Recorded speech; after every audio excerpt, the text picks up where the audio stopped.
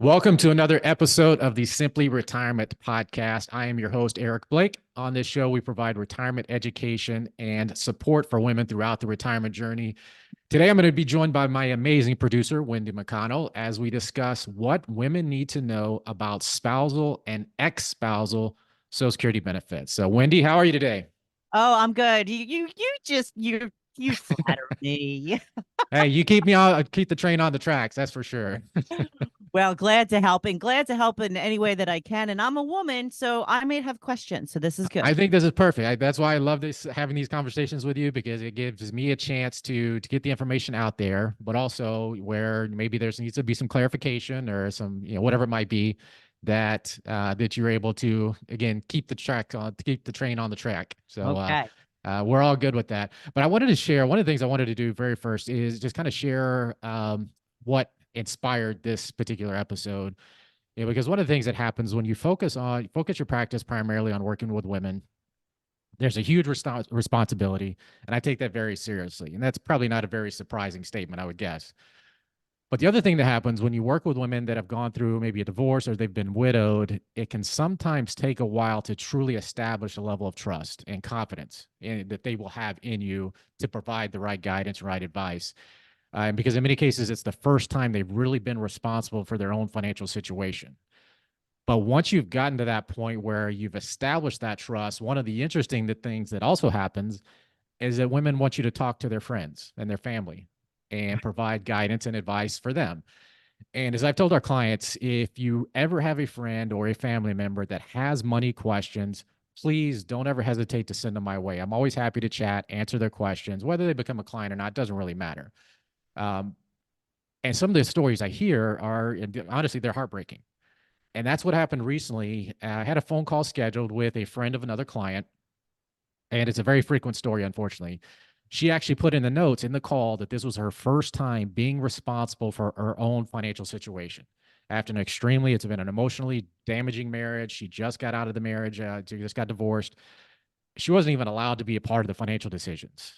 And as I'm preparing for the introductory phone call, I immediately see a red flag because she Wicked. also put it in the notes that she's been working now that she's gotten out, the divorce is final. She's been working for about 30 hours, or about 30 hours a week. And more importantly, she noted that she had just started ex-spousal benefits after just turning 62. I'm thinking, uh-oh, we might have a problem here.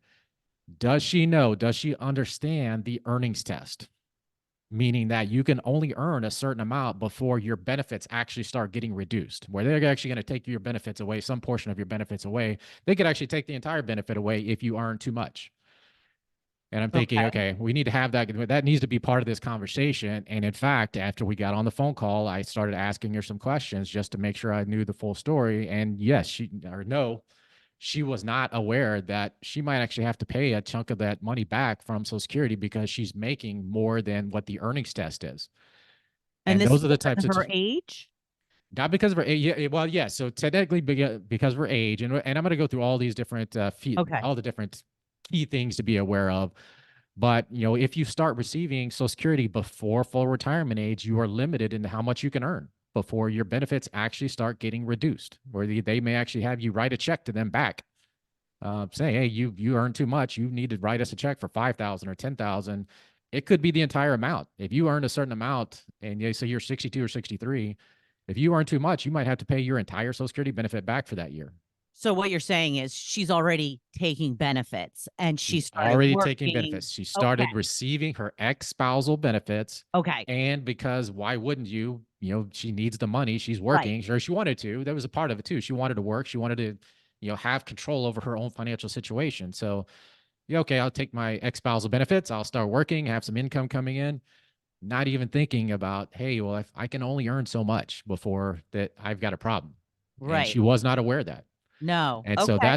that's really what inspired me to go ahead and try to get this episode out there because I think it's Social Security itself is still it's the most common retirement income source, but it's still one of the most misunderstood. So like, okay, we got to get to do something about this. Let's get some of this content out there, see what we can do to help people out and make better decisions about their Social Security strategy. And we want to do this obviously before we retire and start receiving benefits and all of this stuff. So we'll get into this, what you need to know. What women need to know about spousal and ex-spousal Social Security benefits. So the Okay. first thing I wanted to start off with is just simply the benefit calculation. Now, also, you have to keep in mind when we're talking spousal and ex-spousal benefits, that means your spouse or your ex-spouse is still alive, number one. So do not confuse this with survivor benefits. They are two completely different benefits, Social Security benefits. Spousal, ex-spousal benefits is completely different than survivor benefits. Okay. So that's number one. The other thing is you always have to remember that the maximum benefit you can receive for spousal and ex-spousal benefits is 50% of the higher earning spouse of what their full retirement age benefit is. Okay. So that's step one. That's the maximum you can receive, 50% of their full retirement age benefit, whatever that might be. It's going to get reduced, and I'm going to go into the details of this here in a little bit, just a little bit, but it gets reduced if you start earlier. So if you start before your own full retirement age, it's going to be reduced from that 50%. And I'll give you some of the numbers on that when we get to that, in just a little bit. But those are the two key things right off the bat. Maximum 50% of the full retirement age benefit of the other spouse. It gets reduced if you start early. Okay. That makes sense because that's the case with most Social Security benefits. It's the case with most Social Security benefits. Start early, it gets reduced. Wait till full retirement age. That's the maximum you're going to get for spousal or ex-spousal benefits. So one of the things I always tell people, I came up with basically 3 questions you want to start with asking yourself when you figure out, what is your calculation potential going to be? The first question is you want to find out, am I eligible for a Social Security benefit based on my own record? Okay. If you've got at least 10 years of work history, you are eligible for a Social Security retirement benefit on your own without worrying about spouses or ex-spouses. So you want to go to ssa.gov and download your earnings statement. Find out what your current projected benefit is. Find out if you're eligible. That's going to be the first question. Am I eligible for my own benefit? Second question is, if I'm eligible for a benefit on my own, is 100% of my own benefit greater than or less than 50% of my spouse or my ex-spouse's benefit? That's question 2. And then lastly, if you have no work history, or maybe you have a limited work history where you don't qualify for your own benefit, are you eligible? Are you actually eligible for a spousal or ex-spousal benefit based on a current marriage or a previous marriage? And I'm going to talk about those specific qualifications next. Okay.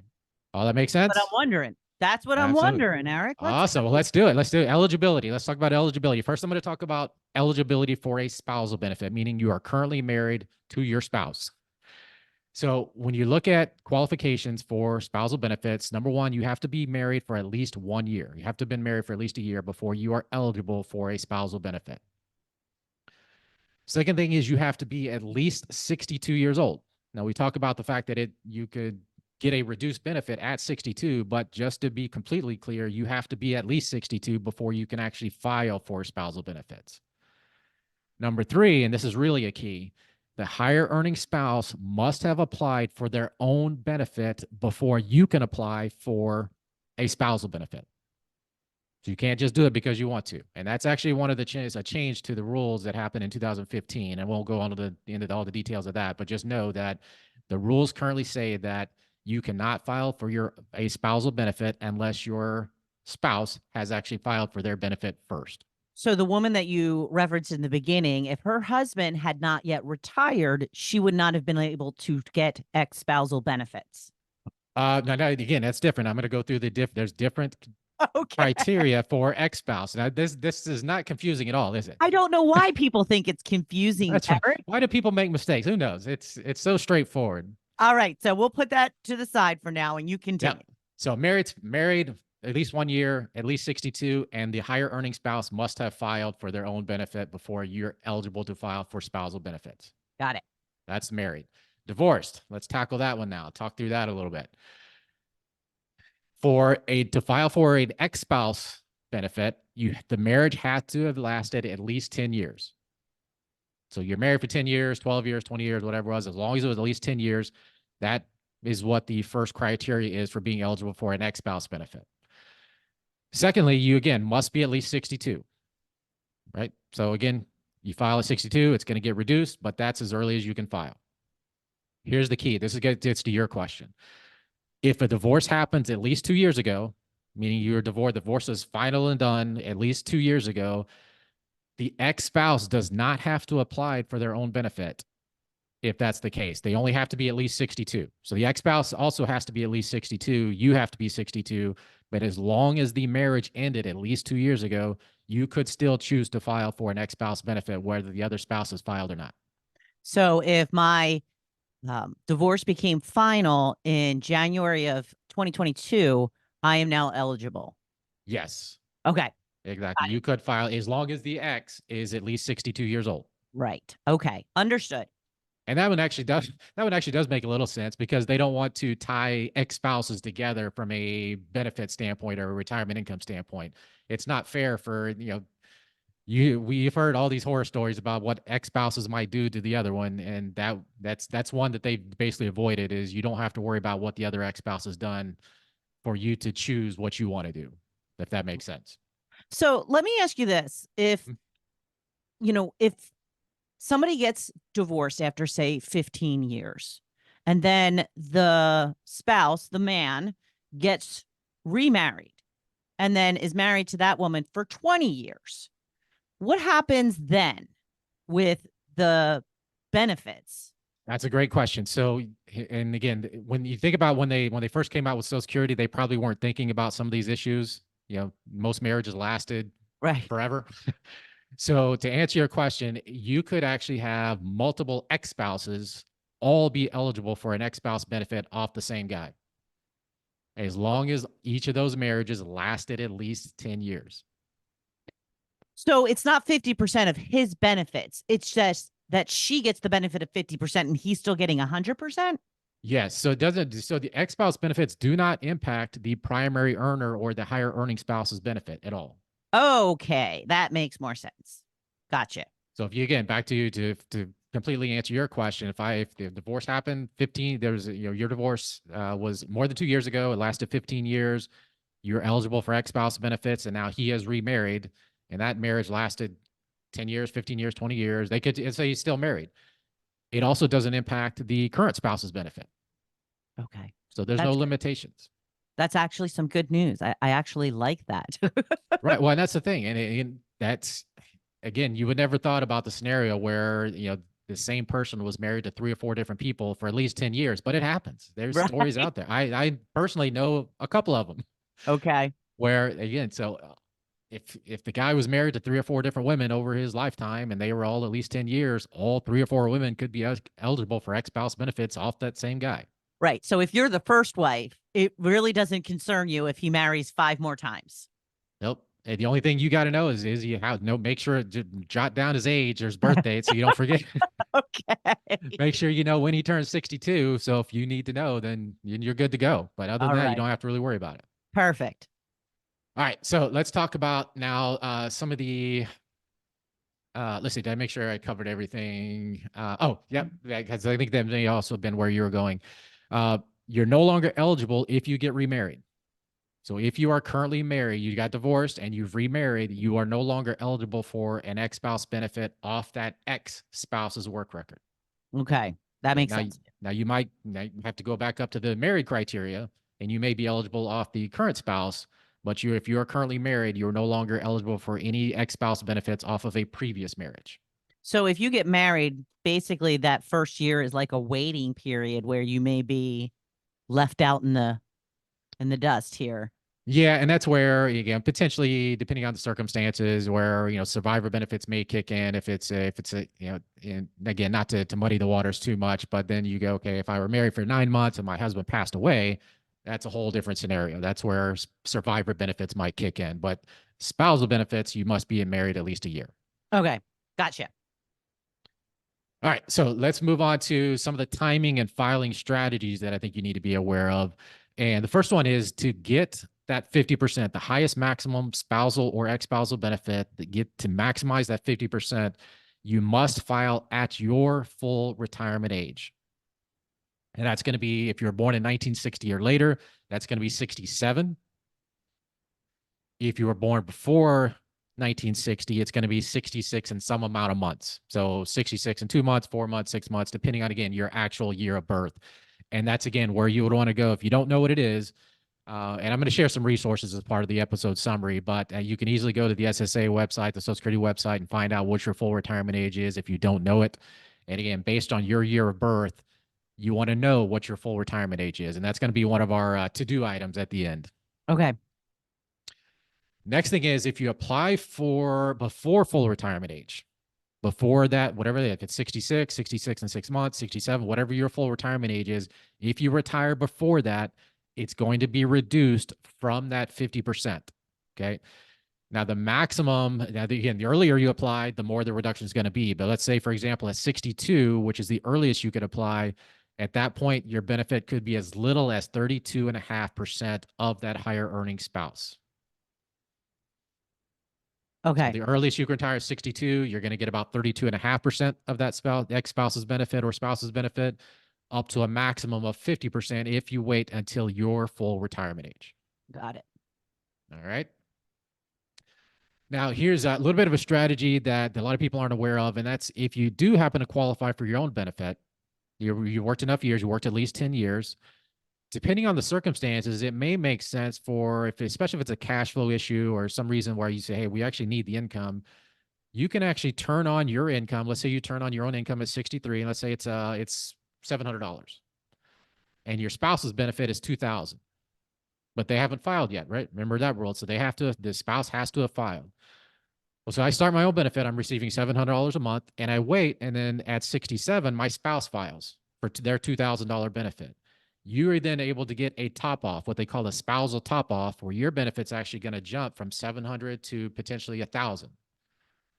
But if you're in a cash flow, maybe it's a cash flow need, or something's come up where, hey, we're maybe that's the only income source you have.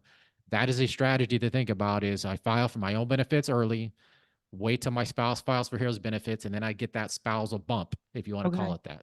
Okay. I like that too. Okay. Now, here's a little bit of a tricky one. Delayed credits do not count for spousal or ex-spousal benefits. So let's talk about what delayed credits are. So if you qualify for your own benefit, and let's use the spouse in this example to hopefully make it a little bit easier. But let's say your spouse, their benefit if they file at full retirement age is $2,000. But if they wait till age 70, they get delayed credits, meaning their benefit increases over that 3-year period from 67 to 70. So potentially that $2,000 benefit becomes $2,480 when they Okay. turn 70. They start their benefit. That extra credit, those delayed credits, do not count towards spousal or ex-spousal benefits. Oh, Okay. okay. So you're still only going to be eligible for a maximum of $1,000, 50% of that original $2,000 benefit, Regardless of whether regardless. they So retire or delaying not. past full retirement age for spousal or ex-spousal benefits doesn't make sense. Yeah, you're right. It really doesn't.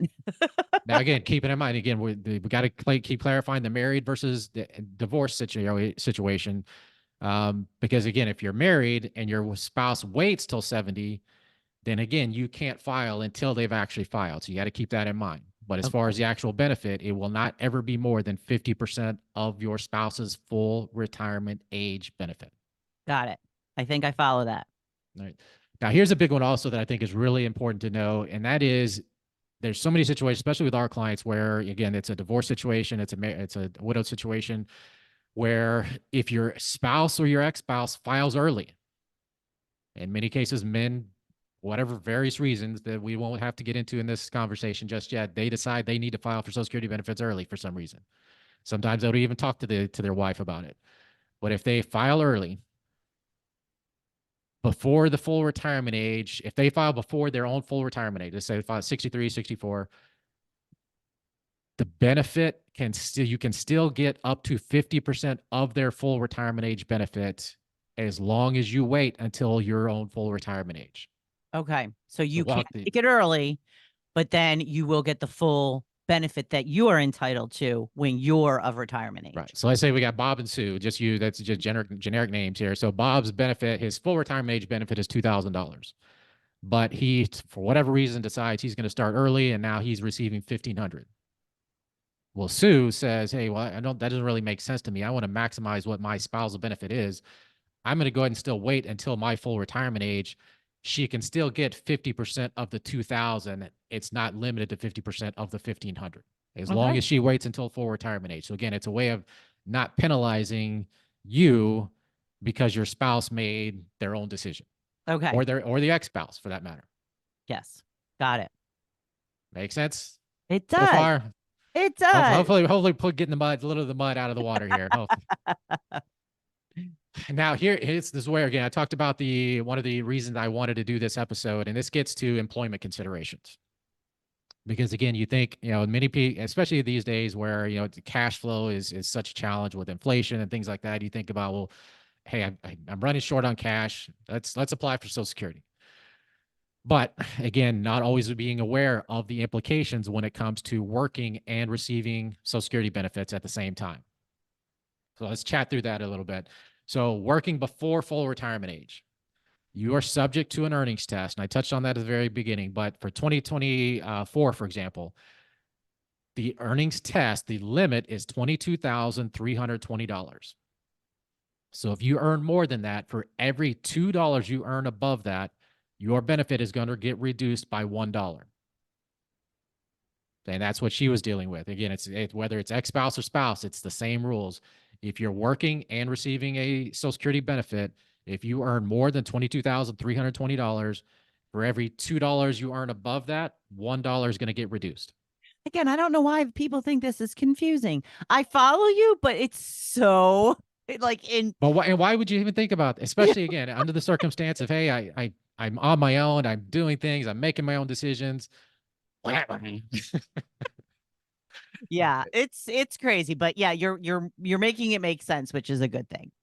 So that's working before your full retirement age. Now let's throw another variable in there. What happens when you're within one full year of your full retirement age? Let's say your retirement age, full retirement age is 67, but now you're 66. There's still an earnings test, but it jumps pretty substantially. So if you are one full year from your own full retirement age, you're 66 or greater, if your full retirement age is 67, that earnings test number jumps to $59,520. So as long as you're earning less than that, there's no benefit reduction. Okay. If you earn more than that, for every $3 you earn above that amount, you still lose $1 benefits, but you have to again be above the 59,520. So they're okay with us making money at our retirement age or around our retirement age, but they don't want us taking benefits if we're still able to bring in a decent amount of money. Yeah, and today, the Social Security system was not designed for what it's being used for today. That's really the bottom line to a lot of this stuff is, your intention was to provide a benefit for those that can no longer work for whatever reason. And we're going back to 1935. Right. So you think about the age of the life expectancy, at that point, you took six benefits at 65, you passed away when you're 67. Right. Now you take benefits at 65 or 67, you live to your 95 or 97. Yeah. So that's a big factor. And again, that's where the earnings test comes in, is for that reason. It's to disincentivize people from taking benefits and working, for basically kind of doubling up. Yeah. That's No, really where this comes from. I get it. Okay. So then what happens once you actually get to your full retirement age? Once you get to full retirement age, there is no earnings test. You can earn as much as you choose, or however much you need to, or however much you want to at that point, once you've reached full retirement age. So if you're full retirement age 67 and you're still working, you can start benefits and work as much as you choose to, or need to, or want to, or whatever the case might be, with no impact on your benefits. Okay. Right. So again, we're not even going to get into the tax implications here, I but was gonna say right. you have to watch So out for let's not think taxes. about that. So taxes is an issue, and that's where we come in of helping people understand that. I'm going to touch on it just a little bit, and in the next section we do here. But as far as just understanding the earnings test, the earnings implications, if you're working and receiving Social Security benefits, what do you need to be aware of? Now, what I tell people all the time is this does not mean you shouldn't work if you need to or if you want to. Yes, it's a benefit reduction in the year of earnings in that particular year. But the other thing that also is important to clarify is you don't lose those benefits. They're not gone. They don't just disappear. They don't give them to somebody else. Those benefits are still yours. What happens is if you happen to earn too much, you earn above that earnings test, and they take some of your benefits back in that current year, they get pushed forward into your full retirement age, whatever age that might be. and then it gets recalculated into your benefit at that point. Okay. So So that's a it would be huge factor. higher. Yeah. So I'm not going to say it's going to be, if you lose 5,000 in a year, they're not going to bump your benefit up by $5,000 when you turn full retirement age. It's going to get recalculated into that. It's going to be something much less than that, but Right. you are going to receive those benefits. So again, that's one of those confusing things that people think, well, if I had to give it back, that's gone. It's gone forever. Not completely true. You still get it. It just gets pushed back to your full retirement age and recalculated into your benefit at that point. Got it. Okay. So what's next? The other thing I would throw one more thing in here as far as employment goes, and that's again, if you want to or need to work, even if you happen to be receiving Social Security benefits and you're working, you could actually still be increasing your benefit. Let's say you had, if you go, let's quickly go through the criteria for calculating your Social Security benefit. It's based on the highest 35 years of your earnings. So maybe I talked about you have to have at least 10 years to qualify, but if you only have 10 years, that means you've got 25 years of zeros that are getting included in your calculation. Well, yes, maybe I'm receiving benefits, but if I'm still working, I'm at an 11th year, a 12th year, a 13th year, a 14th year, that's going to positively impact your benefit down the road. So again, do not use Social Security as a reason of not working, especially if you need to. Now, if you want to, maybe there's some other considerations you need to take into account. But if you need to work, and then make the adjustments as you go. So what are some of the other Yep. considerations we should keep in mind overall? Yeah, and some of these we've touched on as we've gone through it, but the first one is looking at, again, spousal and ex-spouse benefits do not impact the higher earning spouse's benefit. So you don't have to worry about, well, if I take mine or this, is there going to get reduced or anything like that? Don't worry about it. You do what's best for you. So again, especially if it's an ex-spouse situation. And that's where why the rules are different for ex-spouses and spouses is, so if I'm divorced, I don't want to have to worry about what he's doing.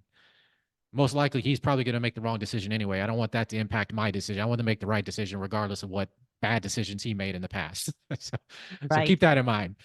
Um, Again, we talked about full retirement age for spousal and ex-spousal benefits is different than the age 70 retirement benefit.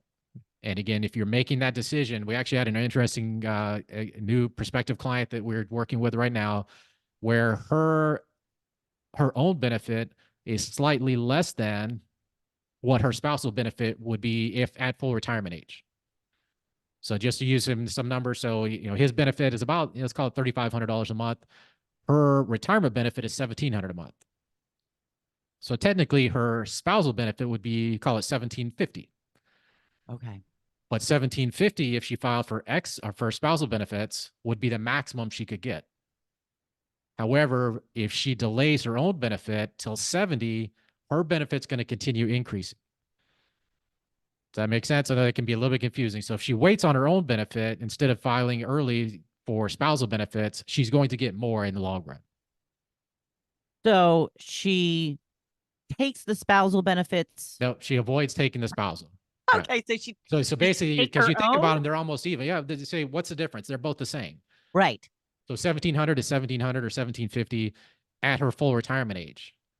But if she says, okay, no, I'm not going to take either at this point, I'm going to delay till 70, her own benefit continues increasing with those delayed credits. Okay. So she's I going to get got you. 24% more by waiting to take her own benefit at 70 versus taking a slightly higher spousal benefit at 67. Because you're also deleting those zeros in the amount of years that you've worked that makes you eligible for Not Social. necessarily. I mean, if you're not working, let's say it's just you're going to retire at 65 or whatever the case might be. This is more the delayed credits of your own benefit. So if I delay my own retirement benefit, it will increase at maximum benefit of age 70. Got you. Spousal benefits stop at full retirement age. They don't go up any more than full retirement age. That maximum 50%. So 50% of his is more today, but it's much less than 100% of her age 70 benefit in the future. Now I get it. Thank you, Eric. Awesome. Perfect. And that's a challenging one because you think, well, what's again, 1,700, 1,750, what's the difference? It's a huge difference if you say, okay, well, that 1,700 is going to be about 2,200 by the time you get to age 70. Yes. But Yes. again, people don't always think about that. It's more thinking, well, I'm just thinking about today. I'm not worried about 3, 4, 5 years from now. Right. Okay. A couple other things, tax implications. I'll touch on that just briefly. So there's the taxes on Social Security benefits are determined by what's called provisional income.